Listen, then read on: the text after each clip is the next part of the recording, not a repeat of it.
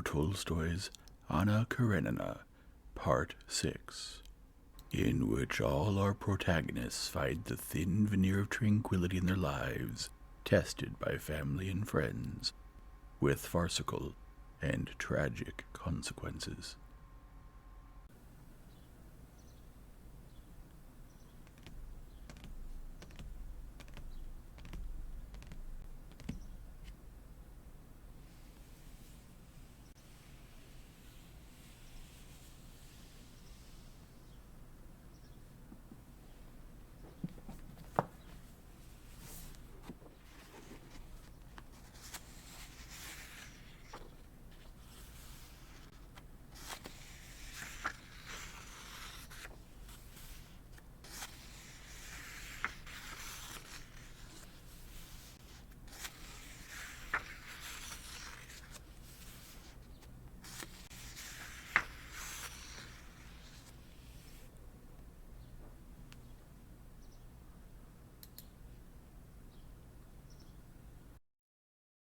Chapter 24. Then you need all the more to settle your situation, if possible, said Dolly.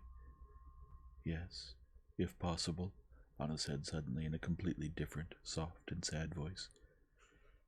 Is divorce impossible? I was told your husband has agreed. Dolly, I don't want to talk about it.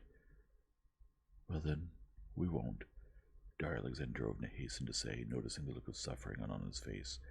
I only see that you look at things too darkly. Me? Not a bit. I'm very cheerful and content. You've noticed. J'ai fait de passion. Veslovsky. Yes, to tell the truth, I didn't like Veslovsky's tone, Darya Alexandrovna said, wishing to change the subject. Ah, not a bit. It tickles Alexei, that's all. But he's a boy, and he's entirely in my hands, you understand? I control him as I please. He's the same as your Grisha. Dolly, she suddenly changed her tone. You say I look at things too darkly. You cannot understand. It's too terrible. I try not to look at all. But I think you must. You must do everything possible. But what is possible? Nothing. You say marry Alexei and that I don't think about it. I don't think about it, she repeated, and color came to her face. She rose, drew herself up, sighed deeply, and began pacing the room with her light step, pausing every now and then. I don't think? There isn't a day or an hour that I don't think of it and don't reproach myself for that thinking, because the thought of it could drive me mad. Drive me mad, she repeated. When I think of it, I can't fall asleep without morphine. But very well, let's talk calmly. Divorce, I'm told. First of all, he won't grant me a divorce. He is now under the influence of Countess Lydia Ivanovna. Darya Alexandrovna, drawn up straight on her chair with a suffering and sympathetic face, kept turning her head as she watched Anna pacing. You must try, she said softly. Suppose I try. What does it mean? She was obviously saying something she had thought over 1,000 times and learned by heart. It means that I, who hate him but still acknowledge myself guilty before him, and I consider him magnanimous, that I must humiliate myself by writing to him. Well, suppose I make an effort and do it. I'll either get an insulting reply or his consent. Good, so I get his consent. Just then, Anna was at the far end of the room, and she stopped there, doing something to the window curtain. I get his consent, but my son, they won't give him to me. He'll grow up despising me, with the father I abandoned.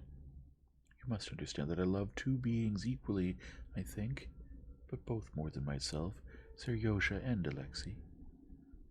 She came to the middle of the room and stopped in front of Dolly, her arms pressed to her breast. In the white peignoir, her figure seemed especially big and wide. She bowed her head with shining, wet eyes, looked from under her brows at the small, thin Dolly, trembling all over with agitation, pathetic in her mended chemise and nightcap. I love only these two beings, and the one excludes the other. I can't unite them, yet I need only that, and if there isn't that, the rest makes no difference. It all makes no difference, and it will end somehow, and so I can't. I don't like talking about it. Don't reproach me then. Don't judge me for anything. You with your purity can't understand all that I suffer over. She went up to Dolly, sat down beside her, and peering into her face with a guilty expression, took her by the hand. What are you thinking? What do you think of me? Don't despise me. I'm not worthy of being despised. I'm just unhappy. If anyone is unhappy, I am, she said, and turning away, she wept. Left alone, Dolly prayed and went to bed. She had pitied Anna with all her soul while talking with her, but now she was unable to make herself think about her. Memories of her home and children arose in her imagination with some new radiance, some special loveliness she had not known before. That world of hers now seemed so precious and dear to her that she did not want to spend an extra day outside it for anything, and decided to leave the next morning without fail. Anna, meanwhile, on returning to her boudoir, took a glass and into it put a few drops of medicine, of which morphine made up a significant part, and after drinking it and sitting motionless for a time, grown quiet, she went to the bedroom in calm and cheerful spirits.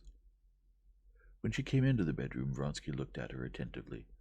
He saw traces of the conversation which he knew she must have had with Dolly, since she had stayed so long in her room.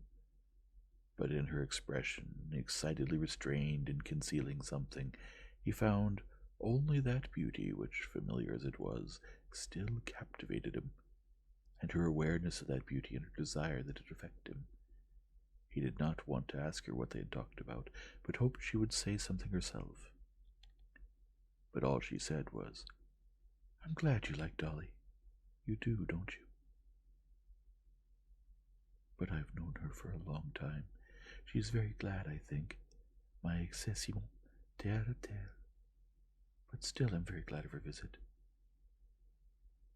He took Anna's hand and looked questioningly into her eyes. She, understanding that look differently, smiled at him. The next morning, despite her host's entreaties, Darya Alexandrovna made ready to leave. Levine's driver, in his none-too-new kaftan and something half resembling a postboy's hat, with his ill-matched horses, gloomily and resolutely drove the carriage with patched splashboards under the covered, sand-strewn portico. Taking leave of Princess Varvara and the men was unpleasant for Darya Alexandrovna. After a day together, both she and her hosts clearly felt that they were unsuited to each other, and that it was better for them not to get together. Only Anna felt sad. She felt that now, with Dolly's departure, there would be no one to stir up in her soul those feelings that had been aroused in her at this meeting. To stir up those feelings was painful for her, but she knew all the same that that was the best part of her soul, and that it was quickly being overgrown in the life she led. Driving out into the fields, Dolly felt pleasantly relieved, and she was about to ask the servants how they liked it at Vronsky's when the driver, Philippe, suddenly spoke himself. "Maybe they're rich, but they only gave the horses 3 measures of oats. They cleaned the bottom before cockcrow. What's 3 measures? Just a snack. Nowadays innkeepers sell oats for 45 kopecks. At home we give visitors as much as they can eat." "A miserly master," the clerk agreed. "Well, and did you like their horses?" asked Dolly. "Horses is the word. And the food's good. Found it a bit boring otherwise, Darya Alexandrovna. I don't know about you," he said, turning his handsome and kindly face to her. "I thought so too. Well, will we get there by evening?" "Ought to." On returning home and finding everyone quite well and especially nice, Darya Alexandrovna told them about her trip with great animation, about how well she had been received, the luxury and good taste of the Vronskys' life, their amusements, and would not let anyone say a word against them. "You have to know Anna and Vronsky.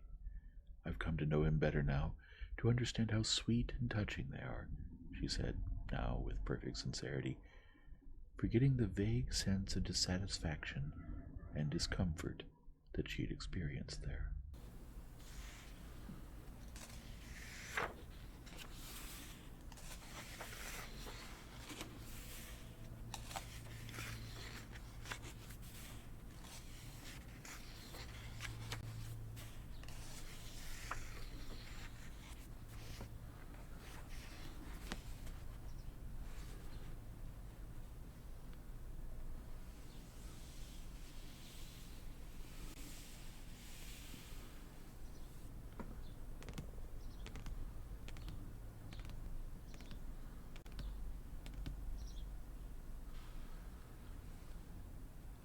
If you enjoy this format, please leave a like and subscribe and return tomorrow for the next chapter.